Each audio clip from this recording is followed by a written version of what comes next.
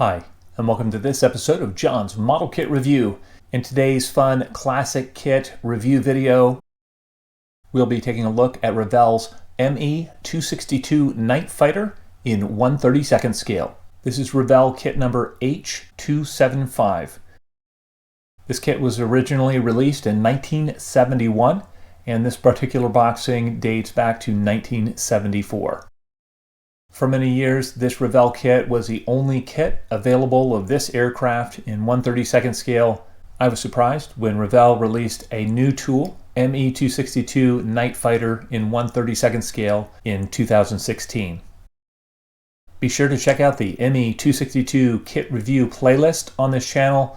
I have previously reviewed the Dragon TriMaster ME-262 as well as the Hobby Boss ME-262. This large-scale kit from Revell is certainly a product of the time period in which it was released. As such, this kit features a removable engine panel and a mildly detailed Junkers Umo 004 turbojet engine. It also features clear parts that you can open and close. In this review, we'll take a look at what comes in the box. I'll also be fitting quite a few of the parts together in order to give you an accurate representation of the overall fit on the kit. We'll go through the kit instructions and talk about each construction step and any potential problem areas to watch out for during construction. We'll also look at the clear parts and we'll talk about the clarity and the fit of those. We'll look at the surface detailing on the exterior of the kit, and we'll also look at the fit of some of the individual parts and talk about any problem areas to watch out for there. We'll look at the detail that's included for the interior of the kit. We'll also look at the painting and marking guides that are included with this kit. And finally, we'll be taking a look at the smaller parts that are included in this kit for the landing gear and any antennas, and we'll talk about the quality of those. Looking at the kit instructions, step 1 covers the cockpit assembly, and this is a very low parts count assembly. We can see that the radar operator seat is molded into the cockpit tub. We can also see that there is no sidewall detail on the cockpit sidewalls. Looking at the pilot figure, this is a two-part figure, and while the fit of the halves is pretty good, the figure itself looks a little bit blobby. The pilot's instrument panel is also on the very basic side, as is the pilot's seat and other interior detail pieces. In step 2, we're mounting the hinges onto the cockpit transparencies.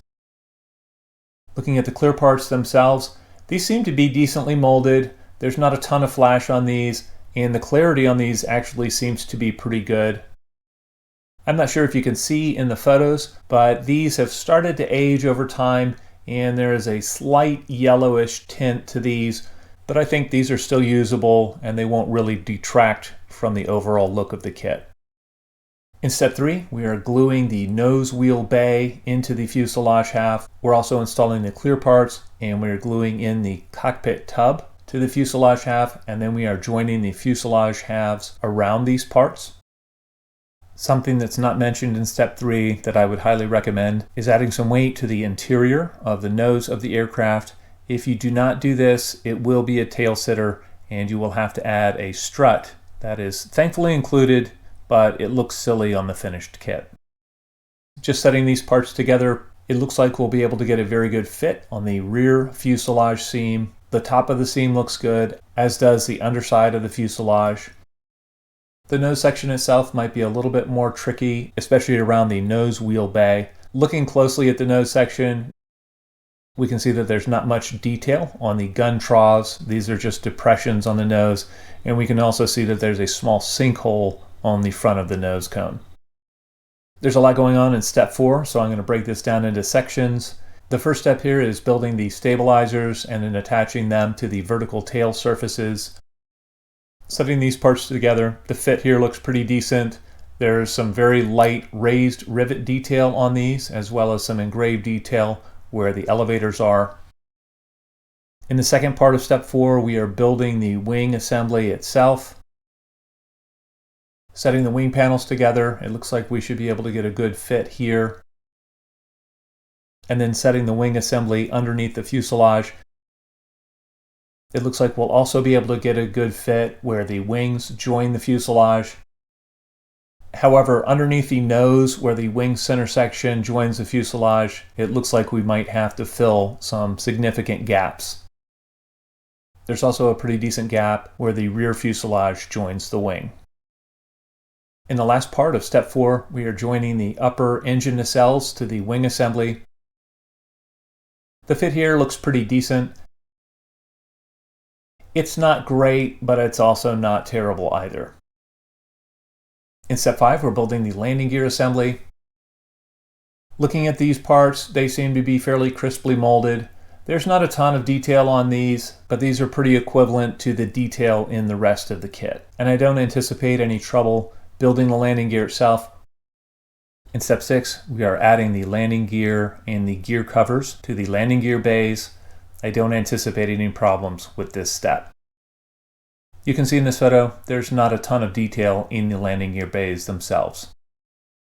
In step 7, we are building the engine nacelles, and the fuel tanks that go on the underside of the aircraft. Revell includes some engine detail on one side of the kit if you want to have one of the panels off to show the exposed engine, but the level of detail here is very basic by today's standards. Thankfully, you can build both sides closed up on this kit. Dry fitting the nacelle halves, it looks like we'll be able to get a pretty good fit between the top and bottom half. The detail on the fuel tanks themselves looks to be pretty basic, but it matches the detail found on the rest of the kit. In step 8, we're installing the antenna to the nose of the kit. These parts seem to be fairly well molded. I don't anticipate any problems here. Step 9 covers the final assembly with the DF loop antenna, the pitot tube, and the navigation lights. It also serves as the decal guide for the kit. Here we can see the color guide for the kit as well. On my particular boxing, since this is an original 1974 boxing, the decals were no longer usable, and I plan on buying some aftermarket decals for the kit. That's just standard on a kit that is of this vintage. In conclusion, rather predictably for the age of this kit, it is somewhat light on detail. The surface detail on the fuselage itself is very basic, and it is represented by just a few raised panel lines. The wing and tail assemblies seem to have a little bit more surface detailing on them. The fit on the major parts of this kit is a mix of pretty good and not quite so good, and so it would require a little bit of model building skill to really turn this kit out nicely. The instructions themselves seem to be very clear. I would question the color callouts that are in the instructions, and I would recommend looking at a newer source for those. I would recommend buying the newer Revell kit of this aircraft if you're looking to build a definitive Messerschmitt 262 night fighter. This kit is far more appropriate for younger modelers or modelers just getting back into the hobby or modelers looking for a fun nostalgia build. I think construction should be pretty straightforward. It has a low parts count, and I don't think this would be a frustrating build to a newer modeler who is looking to build their first larger scale aircraft kit. Well, I'd love to know what you guys think. If any of you out there have built this classic Revell ME262 night fighter, please feel free to comment in the comment section below. As always, I hope you found this video entertaining and informative, and until next time, model on.